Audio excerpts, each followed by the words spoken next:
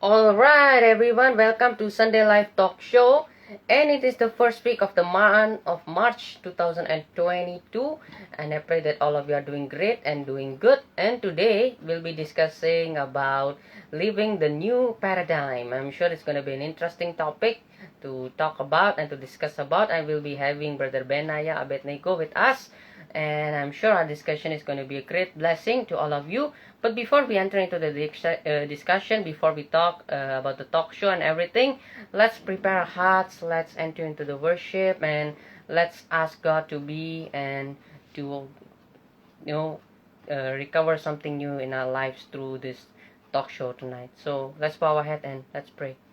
Dear Jesus, we give you thanks, we give you glory, we give you honor for this day, Lord. We believe, Lord, that you have made this day, Father, for us, Lord, to learn something new, and we just want to surrender this entire talk show, Lord, from now until the very end into your hands, Father. We pray that your Holy Spirit be in our hearts, be in our houses. We pray that you work like never before in our lives, Lord. Thank you, Lord Jesus.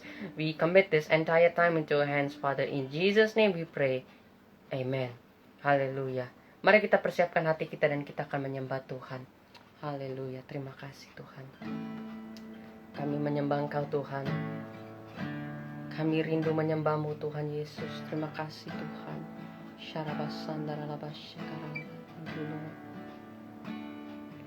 Hatiku mau menyembah-Mu, jiwaku merindukan Yesus. Hanya Kau Tuhan dan Rajaku, ku sembah Kau selamanya. Ku rindu melayani-Mu, ku suka senangkan-Mu Yesus. Hanya Kau kuat dan harapku, ku sembah Kau selamanya. Ku sembah Kau Yesus, ku sembah Kau. Segenap hatiku dan kekuatanku, ku rindu menyembah-Mu Yesus. Hati kami mau menyembah-Mu Tuhan. Haleluya Jesus. Hatiku mau menyembah-Mu, jiwaku merindukan Yesus. Hanya Kau Tuhan dan Rajaku, ku sembah Kau selamanya. Ku rindu melayani-Mu, ku suka senangkan-Mu Yesus. Hanya Kau kuat dan harapku, ku sembah Kau selamanya. Ku sembah Kau Yesus, ku sembah Kau. Segenap hatiku dan kekuatanku, ku rindu menyembah-Mu Yesus. Ku sembah Kau, ku sembah Kau Yesus, ku sembah Kau. Segenap hatiku dan kekuatanku, ku rindu menyembah-Mu Yesus. Haleluya Tuhan.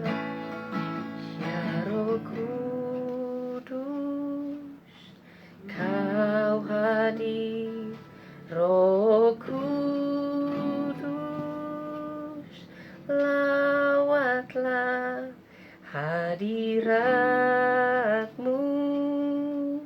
penuhiku waktuku datang untuk menyembah-Mu, ya Roh Kudus. Kau hadir, Roh Kudus, lawatlah hadirat-Mu, penuhiku waktuku datang untuk menyembah-Mu, ya Roh Kudus. Kau hadir, amin.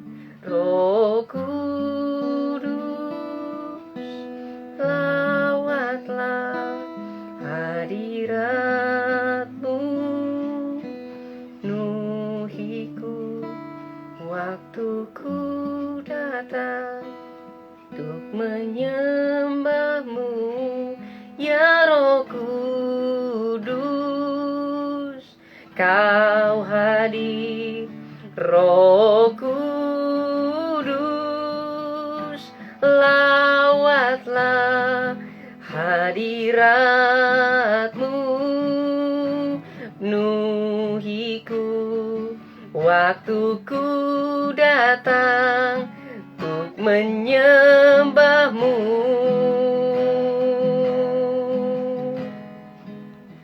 Ku sembah Kau, Yesus, ku sembah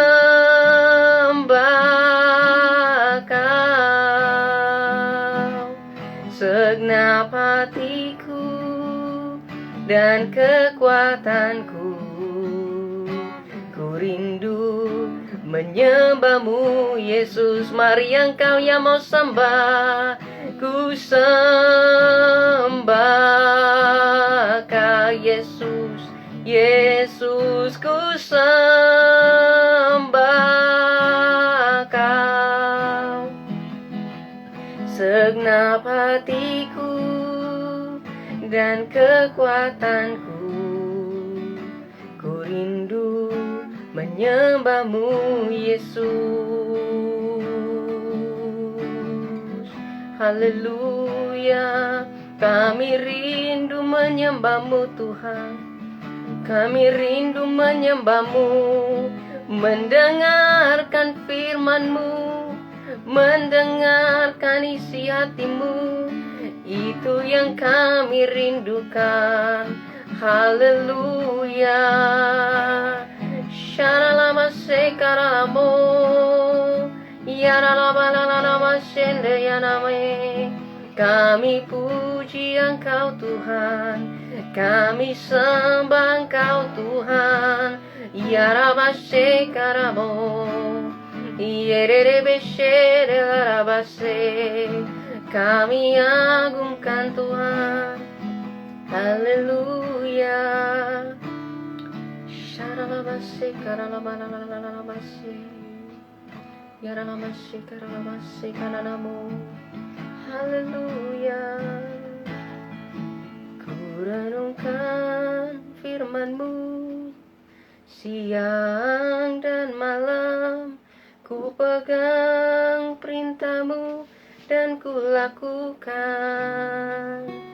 Engkau tahu ya Tuhan, tujuan hidupku hanyalah untuk menyenangkan. Ku renungkan firman-Mu siang dan malam. Ku pegang perintah-Mu dan ku lakukan. Engkau tahu ya Tuhan, tujuan hidupku hanyalah untuk menyenangkan hati-Mu. Haleluya. Kami mau mengatakan kami mengasihi-Mu, Tuhan. Terima kasih Yesus. Aku mengasihi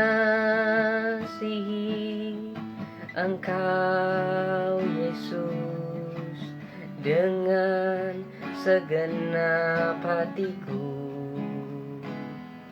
Aku mengasihi Engkau Yesus dengan segenap jiwaku. Aku mengasihi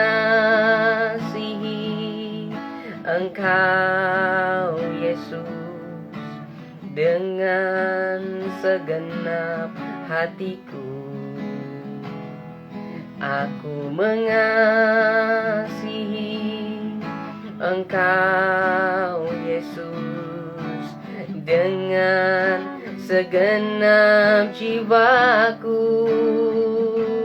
Ku renungkan firman-Mu siang dan malam, ku pegang perintah-Mu dan ku lakukan.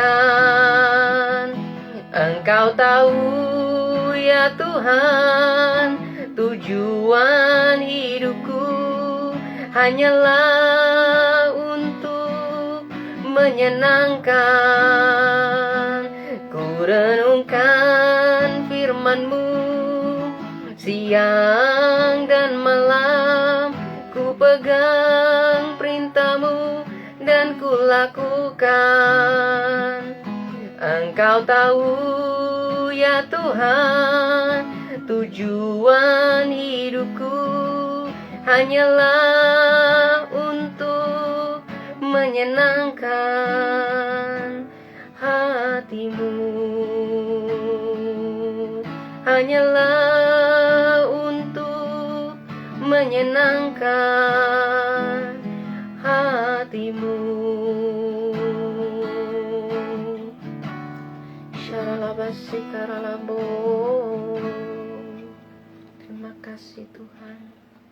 Alright, I think we need to send the invitation to Bro Benaya so he can be notified and can join us in the live video for tonight.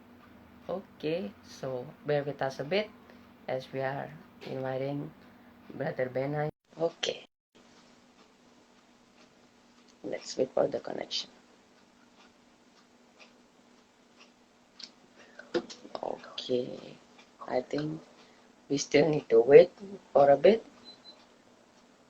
Alright, I'm sure that it's an exciting moment to discuss about paradigm, especially living in the new paradigm at this year, and yeah, I'm sure we can learn something new again today. And yeah, okay, yeah, let's wait.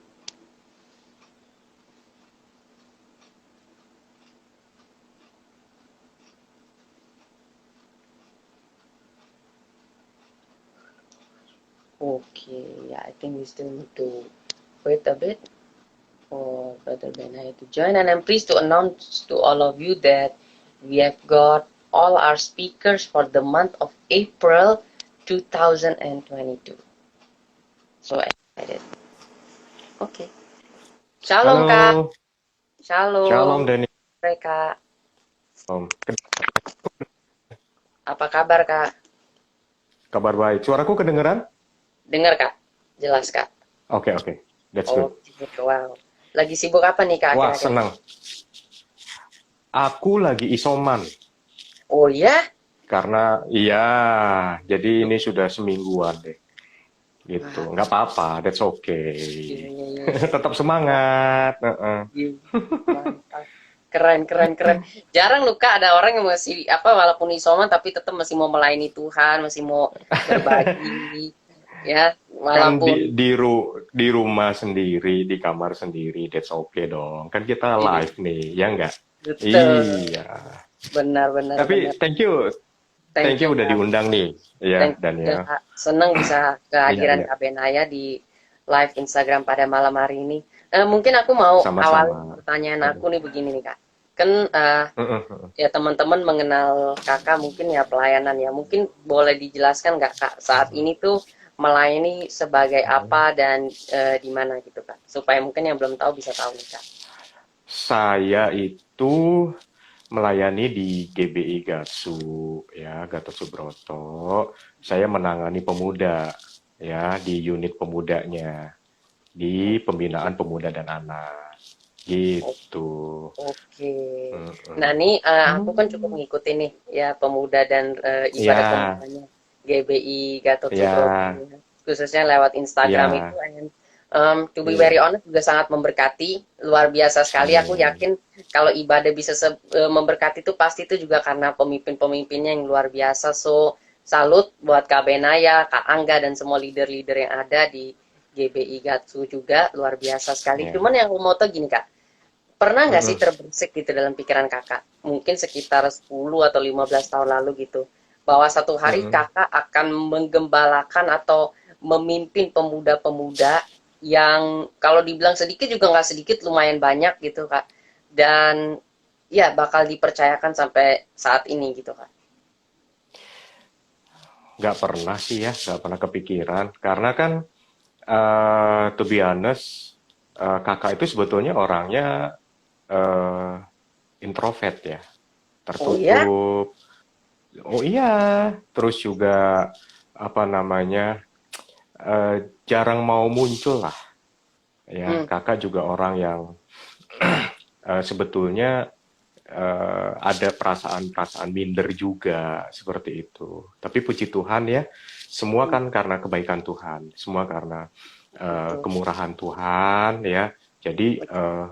justru kakak dirubah tuh di situ, Hmm, proses demi proses semuanya, sehingga ya jadilah kakak seperti sekarang ini gitu. Dan saya mau kasih tahu juga buat teman-teman, buat Kak Daniel juga bahwa jadinya saya hari ini tentunya bukan karena kekuatan sendiri ya, tetapi pasti. saya ketemu dengan banyak orang ya, Hmm, orang-orangnya Tuhan yang Tuhan kirimkan dalam kehidupan saya, dan mereka memberitahu, mengarahkan, membimbing, menegur, menasehati, seperti itu ya. Jadi itu yang membangun kehidupan kakak selama ini gitu. Jadi dari sini saya tahu bahwa wow, Tuhan itu begitu baiknya buat saya ya, hmm, sehingga ketika saya kilas balik ke belakang, saya lihat ke belakang, saya justru hanya bisa geleng-geleng kepala. Bagaimana mungkin ya, saya orangnya yang tertutup, ya, yang minder, yang introvert seperti ini, terus bisa dipercaya Tuhan sampai sejauh ini gitu loh. Jadi percayalah bahwa kalau Tuhan bekerja dalam kehidupan saya, Tuhan juga bekerja dalam kehidupannya Kak Daniel nih, dan juga buat amen, kakak-kakak amen, yang lainnya, ya. amen. Wow, Amin, keren, amin. keren. Cuman yang aku penasaran nih kak ya, mungkin kita mundur Mm-mm. sedikit gitu kak. Di dalam Mm-mm. kehidupan kakak, apakah memang kakak sudah terlahir sebagai orang yang memang udah kenal Tuhan, atau ada momen terkhusus gitu di dalam kehidupan kakak di mana kakak mengalami Tuhan gitu? Ya, saya diperkenalkan dengan Tuhan Yesus itu dari kecil sih memang ya. Jadi Oke. orang tua saya sendiri yang membawa saya ke sekolah minggu, ya kan, di sekolah minggu saya diperkenalkan dengan Tuhan Yesus, ya, juga dengan tokoh-tokoh Alkitab yang lain. Nah, sampai pada satu titik di mana saya belajar untuk mengenal Tuhan bukan lagi dari apa kata orang, tapi melalui pengalaman pribadi dengan Tuhan. Hmm, Nah, kalau menurut saya nih, itu adalah sesuatu yang penting gitu, supaya kita tidak lagi hanya sekedar tahu benar, tentang Tuhan, betul, ya, betul. penuh pengetahuan tentang Tuhan, ya, tapi juga harus punya pengalaman pribadi dengan Tuhan. Nah, itu yang membangun kehidupan saya sih selama ini, kayak gitu. Jadi, kalau ada hal-hal yang khusus, ya tentu saja ya, saya justru banyak bagaimana saya belajar untuk mengenal Tuhan, bukan dalam keadaan yang lagi baik, ya, tetapi justru ketika saya sedang ada di lembah, ketika saya sedang dalam keadaan yang terpuruk, rasa gagal, justru di situ saya bisa merasakan bagaimana Tuhan itu begitu baik, ya. bagaimana Tuhan mengangkat, bagaimana Tuhan menghibur, bagaimana Tuhan menolong, ya. Eh, Pada saat saya ada di persimpangan jalan dan saya harus memilih pilihan-pilihan yang mana yang paling tepat dalam kehidupan, Tuhan tuntun saya melalui firman-Nya dan juga melalui orang-orang yang Tuhan kirim dalam hidup saya, seperti itu. Jadi itu yang membangun kehidupan saya sih selama ini. Gitu Kak Daniel. Kapan pertama kali kakak mengalami Tuhan gitu di dalam kehidupan kakak, kayak bener-bener experience? Karena Mm-mm. gini Kak, kan banyak orang yang sering kali ya kayak tadi kakak bilang Mm-mm. merasa gagal. Nah khususnya anak-anak muda Mm-mm. akhir-akhir ini kan banyak yang kayak merasa gagal gitu, kayak nyoba apa mungkin ya kayak gagal, dan mereka jadi berpikir bahwa mereka juga terkadang adalah sebuah produk gagalnya Tuhan gitu loh. Kadang-kadang kan ada Iya, anak-anak iya. yang berpikiran seperti Mm-mm. ini, dan pasti sering juga kita jumpa Mm-mm. dengan pelayanan. Nah kalau kakak bagaimana gitu cara kakak mengalami Tuhan? Apakah ketika gagal itu seperti apa kak? Boleh dikisahkan sedikit mungkin kak? Oke, pengalaman saya pribadi ya, bagaimana dulu kan kakak juga dipercaya untuk melayani sebagai ketua youth waktu itu di Depok ya, dan itu membuat tahun-tahun awal itu begitu frustasi karena saya merasa sudah mencoba segala hal, banyak cara, metode, ya kan. Tetapi yang membuat saya tuh menjadi bingung adalah ketika pertumbuhan jemaatnya nggak signifikan, kira-kira seperti itu ya. Jadi ketika saya berjuang dengan segala cara ya, sampai pada satu titik di mana saya begitu begitu putus asa ya, karena seringkali gembala saya pada waktu itu sering menanyakan kepada saya berapa youth-nya, bagaimana youth-nya, dan di situ saya merasa gagal. Iya ya, sudah segala cara saya coba, tetapi justru kok hasilnya kayaknya seperti tidak bagus gitu loh ya. Nah justru di titik-titik seperti itu sampai pada satu titik di mana firman yang pernah saya baca itu berbicara dengan sangat kuat. Bagaimana Tuhan mengingatkan saya, ya kan, bahwa tugasmu itu hanya menanam dan menyiram. Sementara yang memberi pertumbuhan itu Tuhan. Nah, Betul. seperti itu. Dan saya pernah pada satu posisi di mana saya lagi sangat putus asa dan udah bingung strategi apa lagi yang mau saya pakai, ya. Sampai pada satu titik nih, saya pergi ke sebuah KKR. Pada waktu itu ada iklan di koran, ya, iklan di koran, ada KKR tentang anak muda di situ yang diselenggarakan oleh sebuah gereja, ya, gereja yang berbeda dengan gereja yang saya layani saat itu. Jadi ya saya diam-diam pergi ke KKR itu, saya ada di tengah-tengah kumpulan anak-anak muda, dan tentu saja karena ini gereja yang berbeda dengan yang saya layani, saya nggak kenal dengan orang-orang di situ. Saya nggak tahu ya dengan para pengerjanya di situ. Lalu kemudian pengkhotbahnya saya juga nggak kenal, ya. Tetapi yang membuat saya kagum sama Tuhan ya, justru pada saat itulah khotbah dari seseorang yang tidak saya kenal itu begitu menyentuh sampai kedalaman hati. Seperti Tuhan tuh bicara pribadi gitu loh kepada kehidupan saya. Dan you know what? Selama ini saya pelayanan, saya selalu altar call, dalam artian saya menantang orang-orang untuk maju ke depan, terus kemudian dilayani. Tapi kali itu saya yang maju ke depan dan dilayani oleh orang lain yang tidak saya kenal. Kira-kira seperti itu, nangkep nggak sih? Tapi ketika itu saya dijamah Tuhan luar biasa, saya nangis seperti kayak anak kecil. Dan itulah pengalaman saya bagaimana menjadi seorang pemimpin. Kadang-kadang merasa sendirian di situ ketika menghadapi begitu banyak tantangan, ya kan? Dan Betul. saya merasa bahwa, hey, saya ada siapa di sekeliling saya? Nah, tapi puji Tuhannya ya, di tengah-tengah kondisi di mana saya lagi nggak apa namanya, nggak ngerti harus bagaimana, nggak kenal dengan siapapun juga di situ, tapi justru Tuhan bicara dengan sangat kuat di situ, ya, dan Tuhan menghibur dan semuanya. Saya pulang tuh dengan perasaan lega, dan disitulah titik di mana saya bangkit kembali Wow. dengan sebuah pengertian yang baru. Ya. Saya pikir dulu saya berpikir untuk bisa berhasil dalam pelayanan saya harus lakukan A, B, C, D, E, F, G dengan segala macam metode dan segala sesuatunya. Itu tidak salah ya, itu penting dan itu benar gitu. Tetapi dengan paradigma yang baru ya, itu justru membuat saya lebih tenang. Dengan cara berpikir yang tepat, itu justru saya jadi nggak merasa bahwa pelayanan itu menjadi beban yang membuat berat kehidupan saya sampai akhirnya saya nggak bisa berjalan. Justru ketika saya berpikir bahwa bagian saya itu hanya menanam dan menyiram. Artinya, ya tanamkan aja kebenaran-kebenaran firman Tuhan. Siram dengan kebaikan, siram dengan kasih sayang, siram dengan penerimaan kepada anak-anak muda yang ada. Dengan cara saya melakukan pelayanan yang seperti itu, saya nggak lagi terbebani dengan berapa jumlah jemaat yang akan hadir dan yang akan saya layani saat itu gitu. Tapi bagian saya adalah bagaimana saya bisa memberi yang terbaik, ya kan, melayani jiwa-jiwa, mengasihi mereka, menerima mereka, ya kan, menuntun mereka dengan firman Tuhan. Dan Kak Daniel tahu nggak, justru ketika saya menjadi ringan, ya, ketika saya paradigmanya dirubah, ya, fokus saya tidak lagi kepada jumlah, hanya sekedar jumlah. Tetapi fokus saya adalah bagaimana saya bisa memberi makanan yang terbaik buat jemaat Tuhan. Karena mereka datang dengan kelelahan, keletihan, dengan masalah dan semuanya. Bagaimana saya bisa memberikan makanan yang tepat buat mereka, firman Tuhan yang memang Tuhan sediakan buat mereka, seperti itu.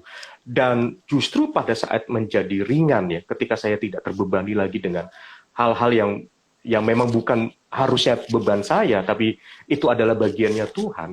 Justru pada saat itu saya boleh melihat bagaimana jemaat mulai bertumbuh kerohaniannya, bertumbuh dan juga bahkan bertumbuh dari sisi jumlah jiwa-jiwanya. Nah, jadi kita bisa lihat ya Kak Daniel ya, pada saat saya kejar jumlah, malah saya nggak dapat apa-apa. Tapi ketika saya melakukan apa yang bisa saya lakukan, apa yang menjadi bagian saya, ya Tuhan akan kerjakan bagiannya, yaitu apa? Memberi pertumbuhan. Nah, itu salah satunya ya, bagaimana kita berjalan dengan paradigma yang baru seperti itu. Tapi Kak Daniel, saya ingin juga sampaikan buat kakak dan juga buat teman-teman semua yang menonton acara ini, bahwa perjumpaan demi perjumpaan dengan Tuhan itu yang mengubah paradigma kita. Nah, saya mau kasih contoh nih Kak. Saya mau kasih contoh. Saya kepanjangan nggak nih Kak? Nggak apa-apa ya? Enggak, santai aja Kak, kita ngobrol nggak aja. Nggak apa-apa ya? Oke, ngobrol ya. Misalnya begini. Saya mendapati ya di dalam firman Tuhan nih, ya, bagaimana Petrus itu kan murid Yesus. Betul ya? Betul. Petrus itu murid Yesus, tetapi kita lihat di dalam Matius 19 ayat 27, ya, firman Tuhan tuh ngomong begini, lalu Petrus menjawab dan berkata kepada Yesus, kami ini telah meninggalkan segala sesuatu dan mengikuti Engkau. Jadi apakah yang akan kami peroleh? Benar. Nah, coba Kak Daniel, kita sama-sama merenung ya. Petrus yang adalah murid Yesus. Betul. Tetapi ketika Petrus mengikut Yesus, ternyata di dalam pikirannya Petrus, di dalam hatinya Petrus, itu ada hitung-hitungan tuh di situ. Yes. Iya, betul. Ya. Nangkep ya. Jadi hanya sekedar dihitung untung ruginya. Kalau saya lakukan ini saya dapat apa? Kalau saya lakukan itu saya dapat apa? Nah, itu loh. Jadi itu yang membuat dasar Petrus untuk mengikuti Yesus itu menjadi lemah. Nggak kuat. Karena dasarnya hanya untung dan rugi. Dan Petrus secara terang-terangan ya kan dari ucapan itu ketahuan hatinya. Hati seseorang. Betul nggak? Dari ucapannya akan terbaca hatinya seperti apa. Kan seperti itu. Jadi Petrus itu ngomong, kami ini telah meninggalkan segala sesuatu. Oh, keren dong. Kami sudah meninggalkan segala sesuatu. Seolah-olah bahwa Petrus sudah berjasa buat Tuhan. Iya. Saya sudah lakukan ini.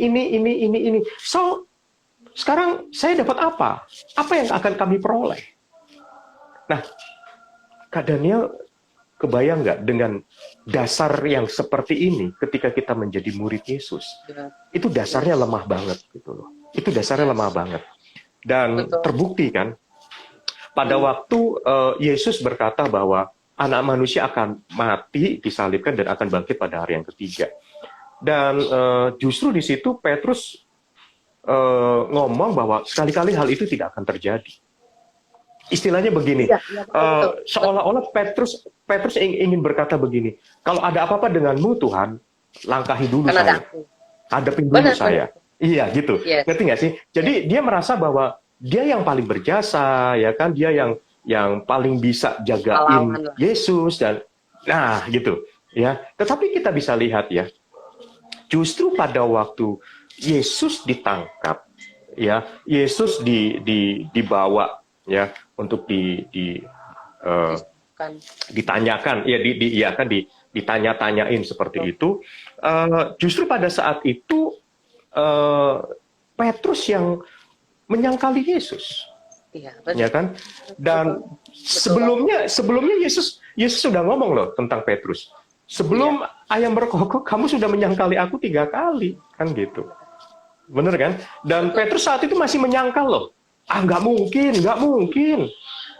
Gitu kan. Dan kalau dulu mungkin sudah ada nyanyiannya, mungkin Petrus akan nyanyi begini. Mengikut Yesus, keputusanku, ku tak gentar. Sih? Right. Murid Yesus, ya kan? Petrus murid Yesus yang bersuara paling keras. Betul. Ya kan? Yang paling semangat di situ di antara murid-murid Yesus yang lainnya. Tapi begitu Yesus ditangkap, dibawa ke mahkamah agama di situ, bagaimana terus kemudian Petrus menyangkali Yesus? Benar, setuju. Betul. Ya. Karena apa? Karena paradigmanya Petrus itu loh. Hitung-hitungannya itu loh, main terus gitu. Kalau saya lakukan buat Tuhan ini, saya dapat apa? Kalau saya lakukan buat Tuhan itu, saya dapat apa? Nah, sekarang kita lihat bagaimana Tuhan merubah paradigmanya Petrus. Benar. Ya kan? Yaitu pada saat Petrus lagi putus asa dan mungkin lagi berpikir ingin kembali kepada pekerjaan lamanya sebagai nelayan. Tapi saat itu Yesus yang sudah bangkit dari kematian, ya, di atas kayu salib, sebelum naik ke surga, ya, Yesus menyempatkan untuk mendatangi Petrus saat itu. Petrus yang lagi putus asa, Petrus yang lagi sedang ada di titik paling bawah dalam kehidupannya, titik nadirnya dia, ya kan? Dan wow, disitulah Tuhan berkata, "Do you love me?" Yes. See, lihat bagaimana cara Tuhan merubah cara berpikirnya Petrus. Kalau kamu selalu hitung-hitungan seperti itu, maka kalau ada goncangan, kamu nggak akan tahan. Betul. Tapi kalau dasar kamu adalah bagaimana aku lebih dulu mengasihi kamu, Petrus. Dan oleh karena itulah kamu bisa mengasihi aku. Betul. I love you so much. Dengan kasih agape. Betul. Do you love me? Ya enggak? Disitulah Tuhan menanyakan kepada Petrus, dengan kasih apa kamu mengasihi aku? Ya kan? Kalau hanya sekedar storge, ya kan, maka kamu bisa meninggalkan aku. Benar. Ya. Karena yang paling kokoh, yang paling kuat itu adalah kasih agape. Iya, betul. Ya, itu kasihnya Tuhan sendiri, betul? Dan bagaimana mungkin Petrus bisa berjalan dengan kasih agape kalau bukan Tuhan yang lebih dulu mengasihi Petrus dengan kasih agape? Betul. Sih? Ya. Jadi benar-benar di sini dasar hatinya Petrus itu dirubah sedemikian rupa. Cara berpikirnya juga dirubah mindset-nya. Dan begitu ketemu sama Yesus, ya, Yesus berkata, "Do you love me?" Dan di situ dipakai kata hoba, ya. Kata love itu dipakai kata hoba, itu dari bahasa Aram, ya, yang artinya to set on fire. Apakah hatimu berkobar-kobar untuk aku? Wah, di situ Petrus baru menyadari bahwa iya ya, selama ini saya mengasihi Tuhan, dasar saya lemah banget. Ya. Kalau saya mengasihi Tuhan dengan kasih filia, kasih storge, apalagi kasih eros, wah itu kasih yang lemah. Iya, betul. Betul nggak sih? Betul. Iya kan? Ya dong. Dan itulah sebabnya kenapa eh, Petrus menyadari kalau bukan Tuhan yang menyentuh kehidupan saya, ya, saya akan selalu menjadi orang yang penuh perhitungan dengan Tuhan. Tapi Yes. begitu Tuhan lebih dulu mengasihi Petrus dan Petrus menyadari bahwa dia dikasihi, disayang, diterima oleh Tuhan, itu yang membuat dia berkobar-kobar untuk melayani Tuhan. Itu yang membuat dia tidak lagi hitung-hitungan sama Tuhan. Nangkep ya Kak Daniel ya. Ini menjadi sesuatu yang sangat penting untuk menjadi dasar pelayanan kita gitu. Betul. Ya. Betul banget. Kalau kita melayani karena hanya ingin mendapatkan keuntungan, ya kan, mendapatkan ini dan itu, ya, itu nggak akan kuat seperti itu. Nggak akan. Ya, Yes. betul. Contoh yang berikutnya, bagaimana paradigma baru itu begitu penting, ya. Bagaimana dulu seseorang yang sangat pandai dengan pengetahuan firman, yang namanya Saulus, ya kan? Pada waktu Stefanus dilempari batu, Saulus menyetujui. Yes. Ya, memang udah ya memang dia harus dihukum rajam kok, ya kan? Betul. Ya. Dan Saulus kemudian menangkapi orang-orang percaya, memenjarakan, menganiaya orang-orang percaya. Dia pikir dia sedang melakukan sesuatu yang baik buat Tuhan. Yes. Ya nggak sih? Dia melakukan sesuatu yang benar buat Tuhan. Sampai pada satu titik di mana ada sebuah sinar yang sangat menyilaukan dirinya, ya. Terus kemudian ada terdengar suara yang berkata, Saulus, Saulus, mengapa engkau menganiaya aku? Yes. Di situ Saulus nggak habis pikir, siapa yang aku aniaya? Ya kan, siapa yang aku aniaya gitu loh. Betul. Dan ternyata disitulah bagaimana Saulus ketemu sama Tuhan, ya. Dan karena sinar itu begitu terang sehingga matanya dibutakan, ya. Sehingga ini sebuah gambaran, sebuah pesan buat kita, ya. Jangan sampai mata kita itu begitu dibutakan hanya karena kita penuh dengan firman, penuh dengan pengetahuan firman, sampai kita gunakan firman itu justru untuk, ya kan, menganiaya orang lain. Betul. Yes. Itu dia, gitu loh.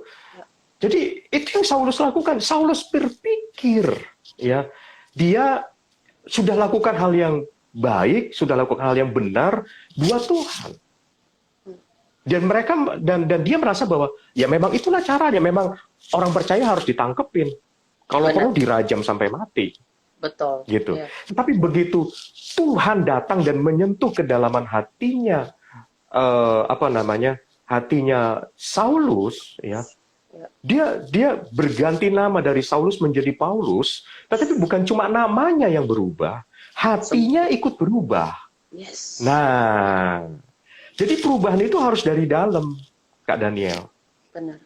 Bukan hanya dari luarnya saja, dari dalamnya berubah. Disitulah Paulus menjadi mengerti, gitu, ya, bagaimana dia punya pengalaman ketemu sama Tuhan secara pribadi. Hatinya disentuh oleh kasih Tuhan. Betul. Sehingga semua pengetahuan firman yang dia miliki, ya kan, ketika dia bersentuhan dengan orang lain, ya, dia bawa firman itu dengan dasar kasih Bapanya di surga. Dia tidak lagi menjadi orang yang arogan, sombong, merasa benar sendiri. Nangkep ya, Kak Daniel? Yang membuat seolah-olah bahwa saya yang paling di atas nih, kamu di bawah semuanya. Nah, ya. Ngerti nggak sih? Ini kan menjadi sebuah kesombongan dan Saulus mungkin selama ini nggak menyadari seperti itu. Betul. Tapi begitu Tuhan datang secara pribadi kepada kehidupan Saulus, bukan hanya namanya berubah menjadi Paulus, ya kan? Tetapi yang paling penting adalah mata hatinya terbuka. Mata jasmani boleh buta 3 hari, tapi pada waktu itulah Tuhan membuka mata rohaninya, mata hatinya dibuka. Benar. Bagaimana dia harus berhadapan dengan orang lain itu dengan belas kasihan Tuhan. Betul. Tidak dengan arogansi. Yes. Tidak dengan perasaan paling benar sendiri. Seperti itu. Jadi ketika Paulus dirubah seperti itu, wah itu perubahannya radikal loh. Sampai-sampai ketika Paulus ingin masuk kepada kumpulan orang percaya, banyak dari orang-orang percaya tuh Nggak percaya.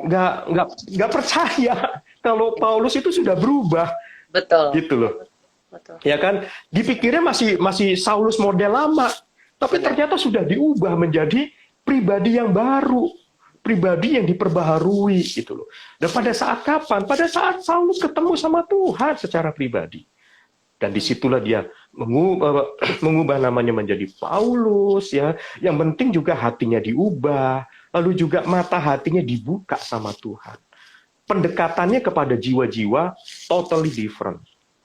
Betul. Tidak lagi penuh dengan kebencian, tidak lagi penuh dengan iri hati, tidak lagi penuh dengan perasaan yang paling benar sendiri, seperti itu. Nangkep ya?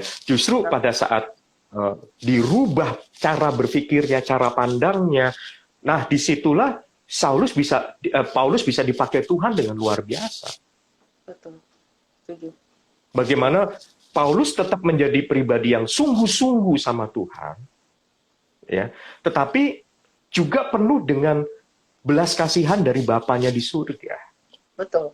Yes. Nah, itu dia, ya. Jadi pelayanannya akan jauh lebih efektif, ya. Bagaimana membawa kabar baik itu dan membuat orang lain itu bisa terbuka. Betul. Bisa terbuka dan menerima kabar baik itu. Seperti itu. Lalu mungkin saya bisa tambahkan lagi sedikit kisah tentang Zakeus misalnya. Ya, seorang yang pemungut cukai, bagaimana dia memeras orang-orang yang dipungut cukainya. Artinya diperas itu kan, memeras itu kan artinya dia menarik lebih dari yang seharusnya. Betul. Betul. Ya kan, untuk memperkaya dirinya sendiri. Yes. Nah, kita lihat bagaimana ya si Zakeus ini caranya berpikir di shifting sama Tuhan. Benar. Hatinya di shifting sama Tuhan. Betul. Ketika Yesus ada di situ, lalu kemudian karena Zakeus badannya pendek, lalu kemudian dia naik ke atas pohon, lalu Yesus menyapa Zakeus, ya kan? Ngapain kamu di atas pohon, ya kan? Ayo turun, aku mau ke rumahmu, kan gitu kan ya? Benar. Nah, yes. Kak Daniel bisa bayangkan nggak?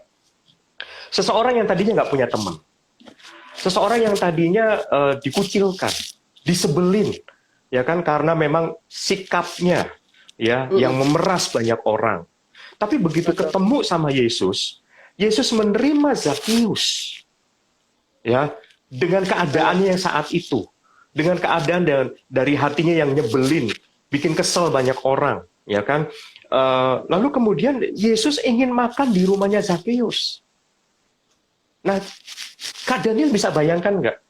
Orang lain hanya memandang dari kejauhan dan berkata seperti ini, tuh lihat tuh anak manusia, tuh lihat tuh Yesus tuh, ya bersahabat dengan pemungut cukai. Tapi Yesus nggak peduli dengan suara-suara sumbang seperti itu.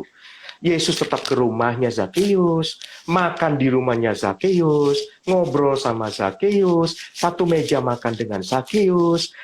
Bagaimana Yesus menerima Zakeus sedemikian rupa, ya kan? Bagaimana Yesus datang dengan kasih yang sejati, dan kasih itu yang menyentuh kehidupan Zakeus sedemikian rupa. Dan itu yang membuat Zakeus itu sampai terinspirasi dengan apa yang dilakukan oleh Yesus. Benar. Bagaimana tidak? Bagaimana tidak? Semua orang menolak dia. Semua orang benci dia. Betul ya? Semua orang kesel sama dia. Tapi begitu Yesus datang, pendekatannya sangat berbeda. Di situ Zakeus sampai berpikir, siapa Yesus ini? Siapa Yesus ini? Kenapa pribadi ini kok berbeda dari orang lain? Nah, disitulah Zakeus merasa diterima. Disitulah Zakeus merasa dikasihi. Disitulah Zakeus merasa disayang. Ingat loh, bahwa Tuhan Yesus tidak pernah kompromi dengan dosa-dosa. Betul ya? Benar. Dosa adalah dosa. Dosa adalah dosa. Dan dosa itu harus dibereskan. Benar. Dengan cara kita minta ampun sama Tuhan. Ya kan? Betul. Tetapi Yesus mengasihi jiwa-jiwa yang berdosa. Benar. Yes. setuju. Ya, itu membuat Yesus tetap mendatangi Zakeus, sekalipun suara-suara sumbang ada di sekelilingnya Yesus, ya, Yesus tetap mendatangi Zakeus di situ dan ngobrol Betul. sama Zakeus, menerima Zakeus di situ, dan coba Kak Daniel lihat bagaimana pertobatan itu muncul dari dalam. Yes. Bukan hanya pertobatan dari luar, tetapi pertobatan yang sejati itu muncul dari dalam. Setelah hatinya itu diterima, dia merasa disayang, dikasihi oleh Tuhan. Disitulah dia bertobat. Disitulah dia menyadari bahwa, buat apa kalau gitu saya lakukan semuanya ini? Saya sudah menemukan pribadi yang begitu mengasihi aku dan menerima aku sepenuhnya. Betul. Ya kan? Disitulah kemudian Zakeus berani berkata, ya, Tuhan, kepada siapapun yang telah aku peras, ya, aku akan kembalikan 4 kali lipat. Iya, betul. Dan Zakeus ngomong itu tuh dari kesadaran diri yang penuh loh. Benar. Ya kan? Tidak Benar. dipaksa, apalagi diintimidasi. Enggak sama sekali. Yes, betul. Nah, disitulah Zakeus pun di-shifting hatinya sama Tuhan. Ya, cara pandangnya kepada jiwa-jiwa, cara berpikirnya melihat jiwa-jiwa itu juga dirubah sama Tuhan. Bagaimana seorang yang tadinya tukang peras diubah Tuhan menjadi seseorang yang sangat murah hati. Benar. Yes. Jadi dari sini Kak Daniel, ya, bagaimana seseorang itu bisa berjalan dengan paradigma yang baru? Itu adalah pada saat ketika Tuhan datang dalam hidupnya secara pribadi dan mengubah orang itu dari dalam. Nah, itu dia pentingnya. Ya, bagaimana kita perlu mengalami perjumpaan pribadi sama Tuhan. Seperti itu. Ya. Wow. Dan silakan Kak Daniel. Gini, Kak. Ya aku memang setuju dengan semua yang Kakak sampaikan, dan ya memang benar paradigma yang baru seperti ini. Cuman Kak, seringkali kan kalau kayak kita mau lihat di dunia zaman sekarang ini Kak, dengan semua yang ada, bahkan ya terlepas mau di gereja tidak di gereja gitu ya, bahkan termasuk mereka pun yang mendengarkan arti dari paradigma yang baru, menghidupinya itu seperti apa, tapi seringkali kan mereka tidak mau menghidupinya. Kayak contoh mungkin sederhananya, yang kayak tadi Kakak bilang, mungkin awalnya waktu ketika memimpin di sebuah gereja di Depok, kemudian Kakak pikirkan pertama adalah jumlah. Sampai sekarang kan masih ada pribadi-pribadi yang mungkin menggembalakan komsel atau yang seperti itu, tapi masih mencari viewers, masih mencari orang-orang yang benar-benar yang mereka pikir cukup bagi mereka gitu loh. Dan incaran mereka gak sedikit-sedikit, bahkan cenderung sampai 100, bahkan mereka mau ngarap sampai 200, dan itu menjadi seperti siapa sih yang paling banyak jumlahnya, yang paling banyak jumlahnya dia yang menang gitu loh. Padahal kan it's not about jumlah, ya kan? It's not about yang datang. Tapi bagaimana gitu loh, jadi cara kita ya sebagai anak-anak Tuhan ya benar-benar menghidupinya, walaupun di sekitar kita, khususnya kita mesti lihat nih ada orang-orang yang udah tahu pesan kayak begini, tapi cara hidupnya itu masih ngincar jumlah, masih berpikir hal yang pokoknya yang gak sesuai dengan paradigma yang baru gitu. Iya, oke. Sorry, ya. That's okay. Ya, jadi Kak Daniel ya. Saya sendiri juga nggak menyadari kalau saya sudah berperilaku seperti itu, gitu. Karena begini sih Kak Daniel ya, manusia itu membutuhkan penerimaan. Jadi gini, pada awalnya ya manusia yang otentik ini itu kan diciptakan menurut gambar dan rupa Allah. Betul. Bagaimana manusia punya hubungan dengan Allah. Sedemikian harmonisnya, sedemikian bagusnya hubungan itu. Ya kan? Lalu kemudian ketika manusia berbuat dosa, ya, lalu kemudian manusia putus hubungan dengan Bapanya di surga. Bapa itu berasal dari kata Aba, dan Aba itu artinya sumber. Jadi manusia itu putus dengan segala sumber. Nah, karena putus hubungan dengan segala sumber, manusia itu menjadi seseorang yang pribadi yang penuh dengan ketakutan, kekhawatiran, ya kan? Dan itu yang membuat manusia itu harus berjuang dengan kekuatannya sendiri. Bagaimana dia bisa diterima, bagaimana dia punya rasa aman, bagaimana dia bisa nggak khawatir lagi, gitu loh. Takut kurang, takut nggak cukup, takut kelihatan jelek. Itu semua dampak dari putus hubungan dengan Bapa di surga. Nah, saya pun punya pengalaman seperti itu, Kak Daniel. Ya, bagaimana saya meskipun sudah menjadi orang Kristen, sudah dibaptis, sudah percaya kepada Yesus, ya kan? Hubungan saya dengan Bapa di surga sudah dipulihkan melalui pengorbanan Yesus di atas kayu salib. Penebusannya membuat saya punya hubungan kembali dengan Bapa di surga. Kak Daniel setuju dong dengan hal ini, betul ya? Setuju, Bang. Nah, tetapi ternyata meskipun saya sudah terima Yesus menjadi Tuhan dan Juru Selamat, mentalitas saya masih mentalitas yatim. Putus hubungan dengan Bapa di surga. Ya. Nangkep nggak sih? Itu yang membuat saya itu menjalani kehidupan saya, meskipun saya sudah terima Yesus, sudah dibaptis, ya kan? Tetapi mentalitas cara berpikirnya belum dirubah. Saya masih berpikir saya harus berjuang dengan kekuatan saya sendiri untuk bisa diterima sama orang lain. Saya berpikir saya harus mencapai suatu prestasi tertentu untuk menjaga eksistensi saya. Supaya saya bisa dilihat sama orang lain, diterima sama orang lain. Nangkep nggak Kadian? Itu yang mendorong saya menjadi pribadi yang istilahnya begini, bersaing tapi dengan cara yang tidak sehat. Dalam arti begini, kalau lo bisa, gue juga bisa. Ya kan, gue juga bisa lebih bener dari lo, gue juga bisa lebih keren dari lo.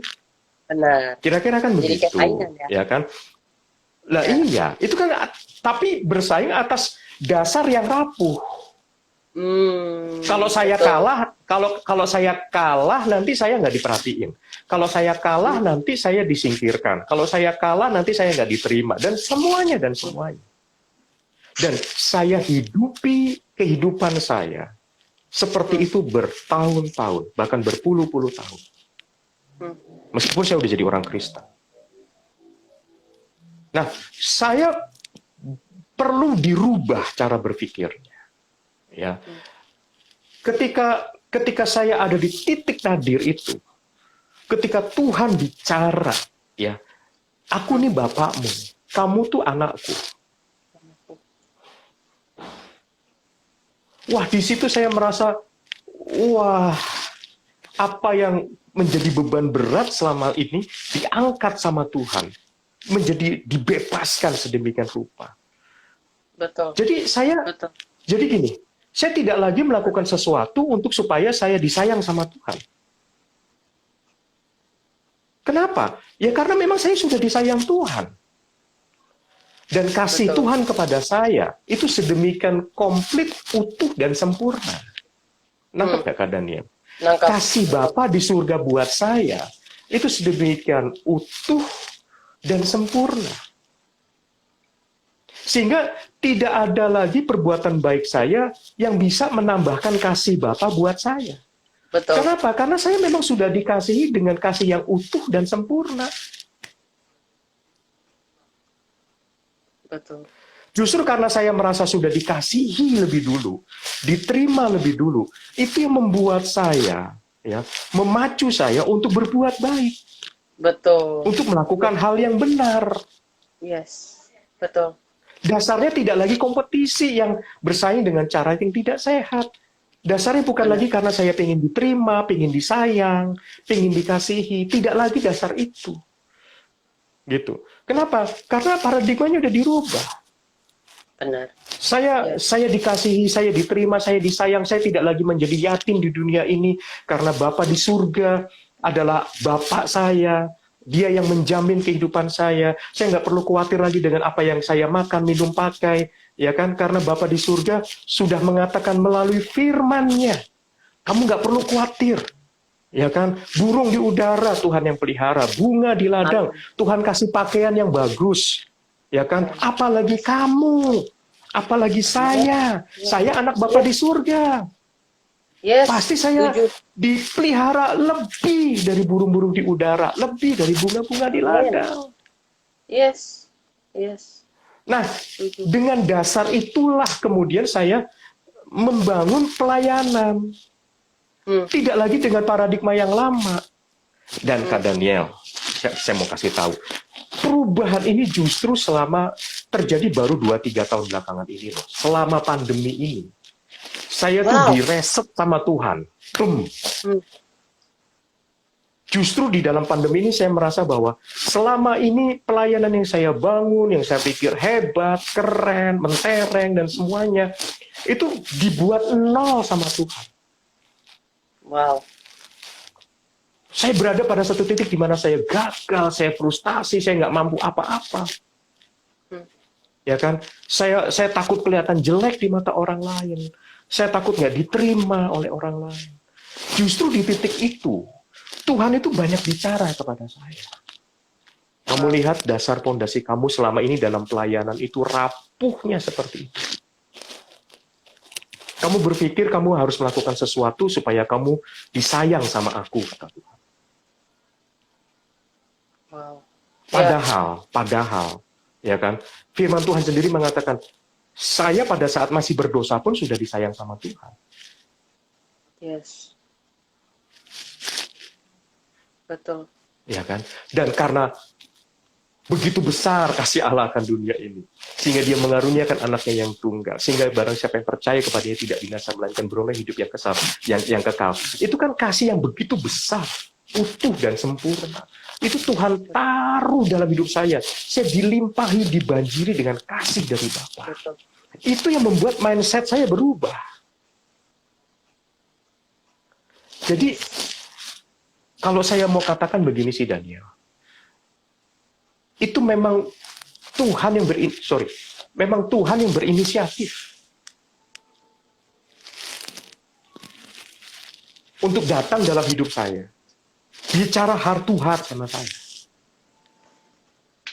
Justru di titik di mana saya kayak merasa kehilangan semuanya. Justru di titik itulah, sama kayak Petrus itu loh. Dia pikir dia udah paling hebat, paling keren, ya, paling menonjol di antara murid-murid Yesus yang lain. Tapi ternyata dasarnya lemah kan. Nah, begitu Yesus datang menyentuh hatinya Petrus berubah. Nah, pengalaman itu saya alamin gitu, Daniel. Ini pelayanan yang sudah saya bangun ini 20-an tahun lebih loh. Wow. Dan kelihatannya keren, kelihatannya mentereng, kelihatannya oke. Tapi ternyata begitu diuji sama Tuhan, nol besar. Nol besar. Justru selama pandemi ini, Tuhan pakai masa-masa seperti ini untuk mengubah dalamnya saya ini. Betul. Bagaimana saya dulu yang sombong, bagaimana saya dulu yang tinggi hati, Yes. Ya, itu dirubah, di-shifting sama Tuhan. Yes. Aduh, ini 2-3 tahun belakangan ini di mana saya banyak nangis di kaki Tuhan. Saya merasa, Tuhan, terima kasih ya Tuhan. Saya yang bodol, saya yang jelek, saya yang hancur seperti ini kok Tuhan mau pakai. Dan saya cuma berdoa gini, Tuhan, tolong tuntun saya, Tuhan. Kalau Tuhan nggak beserta dengan saya, nggak ada keberanian untuk melangkah. Beneran, nggak ada keberanian untuk melangkah. Jadi, ya itu Kak Daniel. Ya. Saya pun dulu nggak menyadari bahwa saya masih berjalan dengan paradigma lama. Saya pun nggak menyadari itu. Dan nggak ada orang yang kasih tahu sama saya. Iya. Nangkep ya Kak Daniel? Nah itu dia. Sampai akhirnya Tuhan sendiri yang berperkara secara pribadi dalam hidup saya. Lewat situasi, lewat kondisi. Tuhan bicara banyak di situ. Di situ saya merasa diremukkan sejadi-jadinya. Saya cuma bisa nangis. Lord, what happened? Apa yang terjadi dalam hidup saya?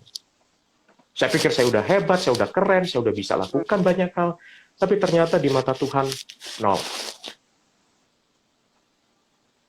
Dan nggak mudah loh untuk menghadapi situasi itu. betul. Pasti. Bagaimana bagaimana kayak saya tuh kayak terjun bebas gitu. Boom, gak gampang. Pasti. Ya. Pasti. Nah Betul. itu dia. Nah itu dia. Jadi selama justru baru 3 tahun belakangan ini saya mencoba untuk Tuhan tolong saya, rubah saya Tuhan. Cara saya memandang orang lain, cara saya berjalan bersama dengan Tuhan. Tuhan tolong saya Tuhan. Kalau bukan Tuhan, wah saya nggak mampu deh.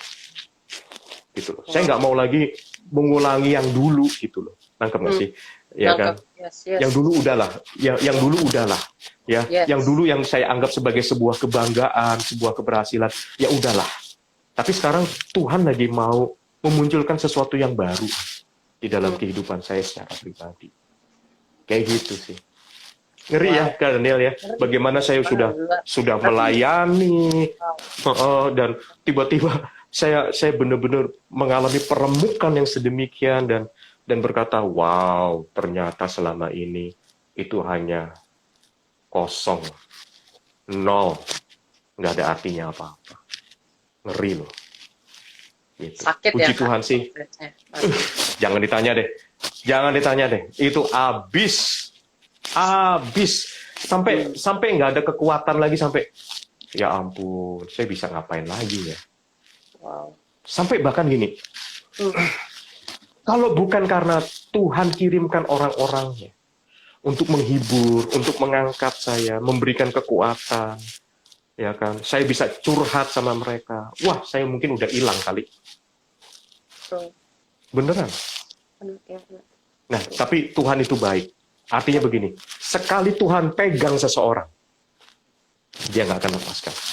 Amin. Amin. Yes. Itu baiknya Tuhan. Itu baiknya Tuhan. Dan di sini saya merasa Tuhan, terima kasih. Besar anugerahmu Tuhan dalam hidupku. Gitu Kak Daniel. Wow, luar biasa. Ini mungkin Kak, kita Iya. lanjut sedikit deh dari paradigma ya Kak ya.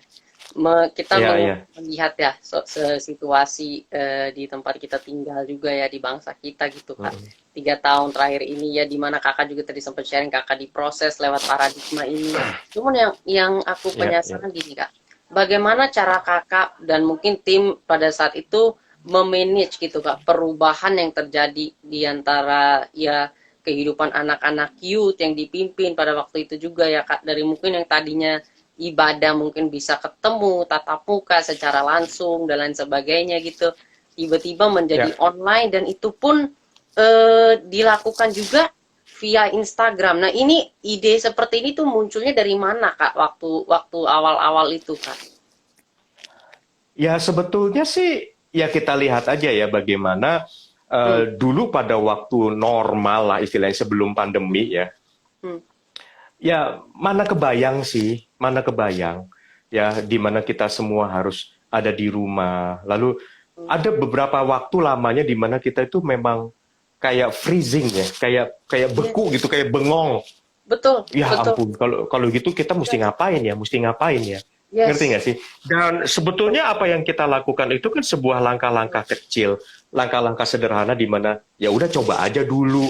Kalau memang baru ini jalan yang terbuka, ya udah. Ngerti ya? Jadi kayak misalnya bagaimana ibadah-ibadah JC, ibadah youth saat itu terus kemudian dihentikan karena pandemi, ya kan, orang tidak lagi bisa berkumpul di gereja.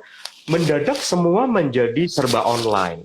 Benar. Ya, tapi justru disinilah kita belajar sesuatu sih Kak Daniel ya. Bagaimana Tuhan itu ingin agar kita itu bisa melihat hal-hal yang esensi. Wow. Ya. Karena mungkin selama ini yang kita kerjakan ada begitu banyak hal, tapi yang kita kerjakan itu hanya aksesori. Benar. Kita lupa mengerjakan esensinya, gitu loh. Nah, jadi justru melalui situasi pandemi seperti sekarang ini ya, bagaimana orang mendadak tidak bisa lagi kumpul dalam kumpulan yang besar ya kan di gereja seperti itu. Bagaimana caranya kita bisa tetap get connected ya, one each other, satu dengan yang lainnya seperti itu. Dan disitulah kemudian kan kita berpikir ya oke, bagaimana dengan tatap muka online ya, mendadak aplikasi yang dulu kita nggak pernah pakai sekarang jadi tiap hari dipakai ya Betul. kan? Untuk belajar, untuk kerja, untuk Untuk segala semua. macam di situ.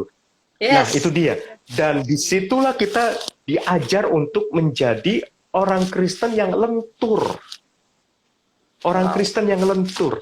Ya, ikut Tuhan itu perlu kelenturan, Kak Daniel. Ya, Benar. jangan jadi orang Kristen yang kaku. Kalau sudah itu caranya ya itu terus. Ada saatnya di mana ketika ada suatu musim yang baru, cara-cara yang baru pun ya kita harus belajar lagi. Harus belajar lagi. Tapi justru di situ dinamika yang terjadi, ya justru disitulah kita jadi mengandalkan Tuhan. Karena kalau kita sudah sangat terbiasa dengan mengerjakan yang sama, berulang-ulang itu terus, lama-lama kita justru mengandalkan kekuatan kita sendiri tanpa kita sadari. Bener nggak? Istilahnya begini, kalau dulu ya ampun yang namanya mau buat KKR, ya udahlah nggak usah persiapan 3 bulan, seminggu aja jadi. Betul. Kenapa? Karena udah biasa. Udah biasa. Betul. Ya, Betul. yang biasa jadi usher, yang biasa main musik, yang biasa untuk jadi worship leader. Nggak usah latihan sampai berbulan-bulan, nggak usah persiapan sampai berlama-lama, seminggu jadi. Kenapa? Udah biasa. Udah biasa. Yes. Bener ya? Tapi bergantung sama Tuhannya jadi nggak ada. Gitu. Nggak ada. Iya. Nah, Betul. ngerti nggak? Jadi bersyukurlah ketika pandemi ini terjadi.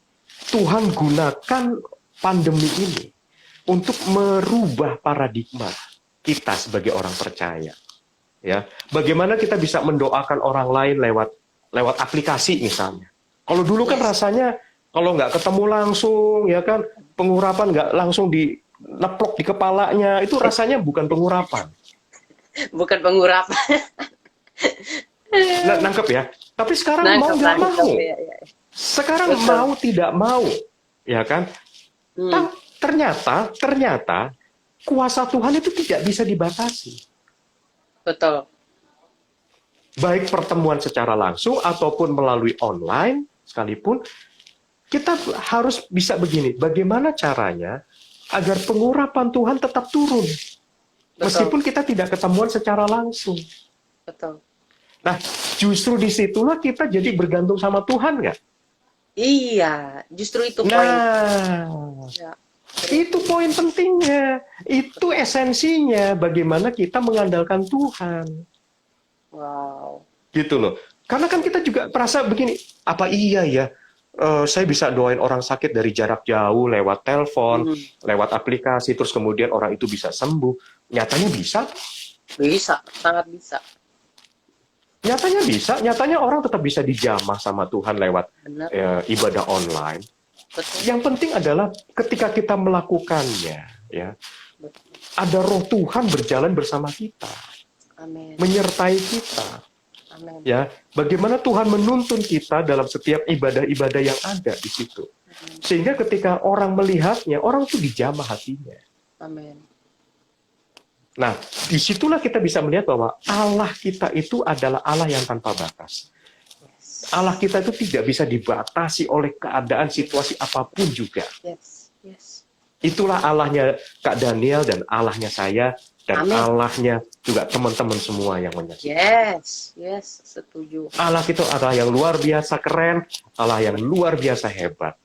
Amin. Nah, jadi gitu Kak Daniel ya. Jadi di sini justru kita bisa melihat bagaimana Tuhan membawa kita itu menjadi orang Kristen yang lentur. Amin. Situasi boleh berubah, keadaan boleh berubah, tetapi kabar baik tetap bisa dilakukan, tetap bisa dibagikan kepada banyak orang. Amin. Gitu Kak Daniel. Wow. Ini mungkin pertanyaan terakhir deh Kak dari aku ya Kak.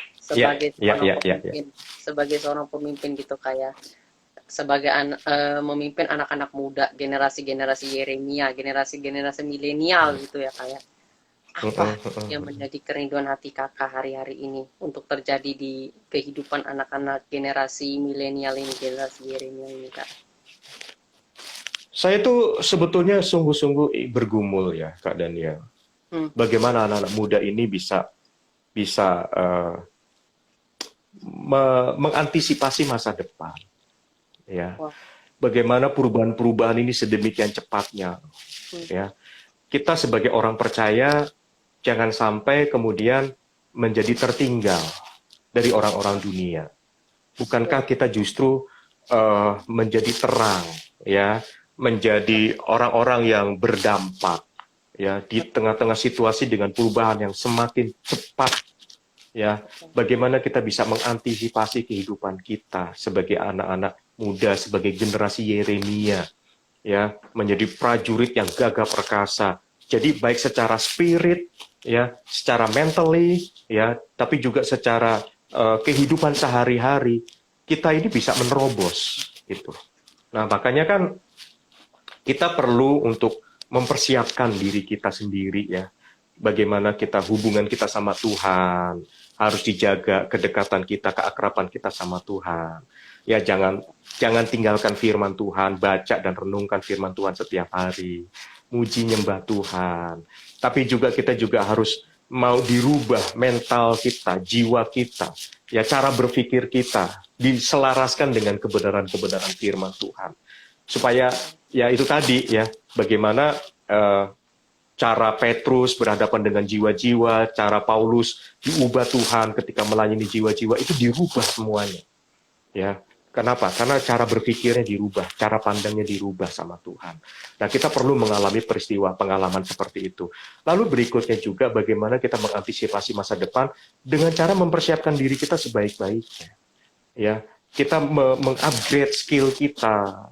Ya, bagaimana kita punya potensi itu harus dimunculkan dan harus dimaksimalkan semuanya. Betul. Seperti itu. Tapi Kak, saya nggak ada uang untuk sekolah, saya nggak ada uang untuk kursus. Hey, my friend, dengar baik-baik. Hari gini, ya, itu begitu banyak hal-hal yang bisa kita pelajari secara online, ya, dan bahkan secara gratis. Gratis. Betul. Tinggal Setuju. inisiatifnya kita. Kita mau belajar apa enggak. Benar. Itu aja. Ya kan? Simple. Jadi, Baik. betul. Jadi, begitu banyak orang-orang yang nasibnya diubah. Kenapa? Karena orang itu mau belajar, ya. Orang yang tadinya nggak bisa bahasa asing, hanya lewat YouTube dia bisa menguasai 8 bahasa sekaligus misalnya. Iya, betul. Dan itu terjadi dan itu bisa dilakukan, ya. Sangat hanya bisa. Karena belajar, nah sangat bisa. Hanya masalah gini, kita mau apa enggak? Mau apa Gitu. enggak? Iya, Nah, itu aja. Tuhan juga mau kita punya mental yang kuat, ya, Benar. yang fast recovery gitu loh, yang kalau terpukul meskipun jatuh tapi cepat bangun lagi, Benar. Yes. ya kan? Jangan gini loh, dikit-dikit healing, seperti itu. Mbok ya mentalnya kuat dikit gitu loh, ya kan? Ditekan itu, ayo terobos, ayo maju, ayo terobos. Gitu. Benar. Gitu. Tapi percayalah, saya pun lagi belajar kok, Kak Daniel. Yes, Ya, yes. saya Benar. pun juga Setuju. saya percaya bahwa Tuhan pun lagi merubah hidup saya. Nggak sekaligus loh, ya. Tapi itu daily. Bagaimana kita perjalanan hidup kita setiap hari dengan Tuhan. Tuhan merubah pelan-pelan. Setiap hari dirubah. Sampai pada satu titik, tujuan kita apa? Menjadi serupa dengan gambaran Kristus. Amin. Itu aja. Amin. Wow. Ya, jadi Amin. Wow. cara yang paling mudah juga yang berikutnya adalah, ya, kita harus mau dimuridkan. Benar. Harus Setuju. mau dimuridkan dan memuridkan orang lain. Betul. Gitu, Kak Daniel. Ya. Setuju.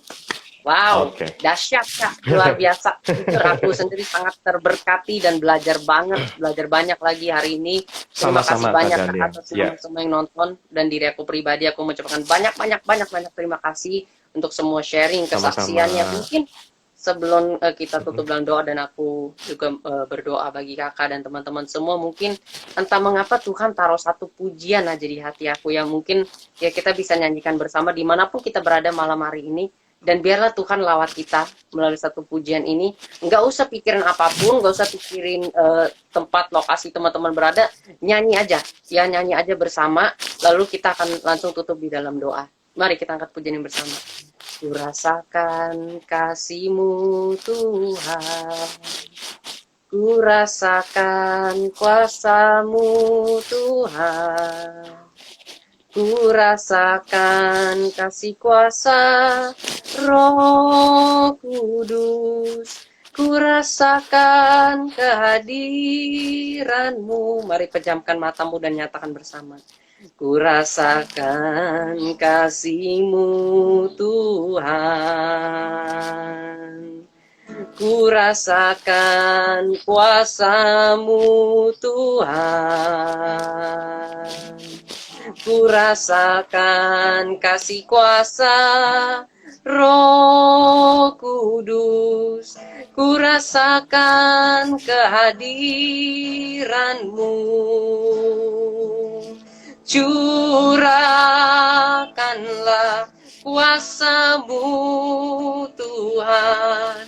Mujizat terjadi di tempat ini. Curahkanlah kuasa-Mu Tuhan. Mujizat terjadi sekarang ini. Mari engkau yang butuh lawatan nyatakan. Curahkanlah kuasa-Mu Tuhan. Mujizat terjadi di rumah kami. Kau tidak terbatas waktu. Curahkanlah kuasa-Mu Yesus. Mujizat terjadi sekarang ini. Curahkanlah kuasa-Mu Tuhan. Mujizat terjadi di rumah kami. Ora basyandara labaralaba. Curahkanlah kuasa-Mu Tuhan. Lawatan jadi di tempat kami. Ora basyandara balaba ya ralaba sekara bala takara ya ralaba takara bala ore de bekara ya ralaba sekara laba iraba takara ya ralaba sekara bala ore bekere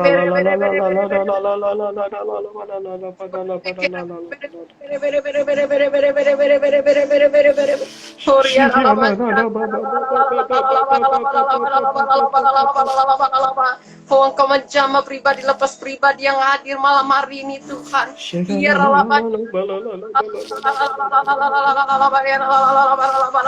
Mereka yang dalam ambang keputusasaan, oh Bapa, aku berkata dalam nama Yesus, dalam nama Yesus Bapa, iman yang baru timbul malam hari ini, pengharapan yang baru, oh Rabataka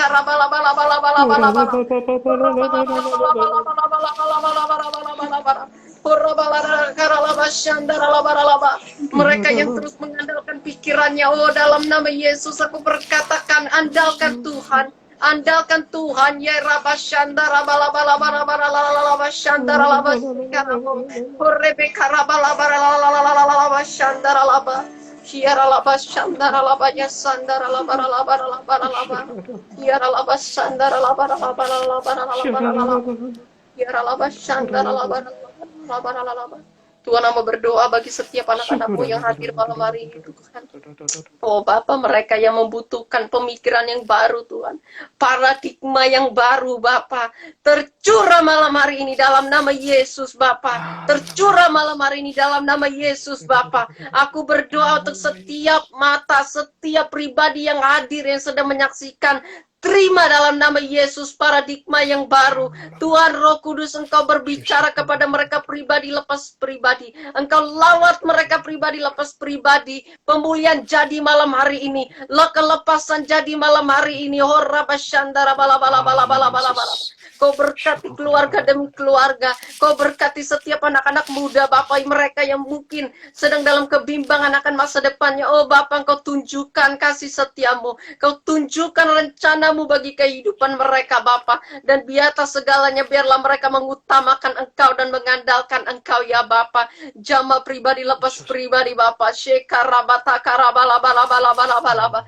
Orabalalalalaba shandaralabalaba shekaralabalabalabalaba.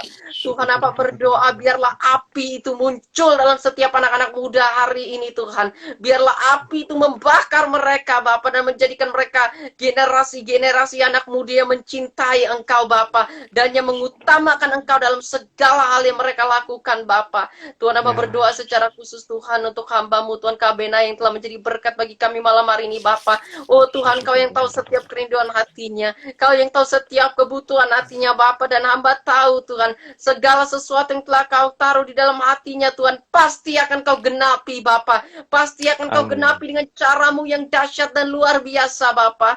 Oh Rabashandaralaba, berdoa, Tuhan, untuk setiap keadaan tubuhnya, Tuhan, untuk imunitasnya, Bapa, untuk naik malam hari ini juga, Bapa. Mujizat terjadi, Bapa. Segala virus apapun kami tolak tengking dalam nama Yesus malam hari ini juga, Bapa. Kau lawat, Kau pulihkan kesehatannya, Bapa. Hamba berdoa, Tuhan, melalui kehidupan Kabena, ya Bapa, nama-Mu semakin dipermuliakan, jiwa-jiwa semakin dituai, setiap penggembalaannya, Tuhan, Kau yang sertai dengan pengurapan hikmat, pengurapan kemarifatan selalu tercurah atas hamba-Mu ini, ya Bapa. Kau berkati gerejanya, Bapa. Kami berdoa untuk GBI Gatot Subroto, penuh kemenangan, penuh kemuliaan, penuh hadirat-Mu, Bapa.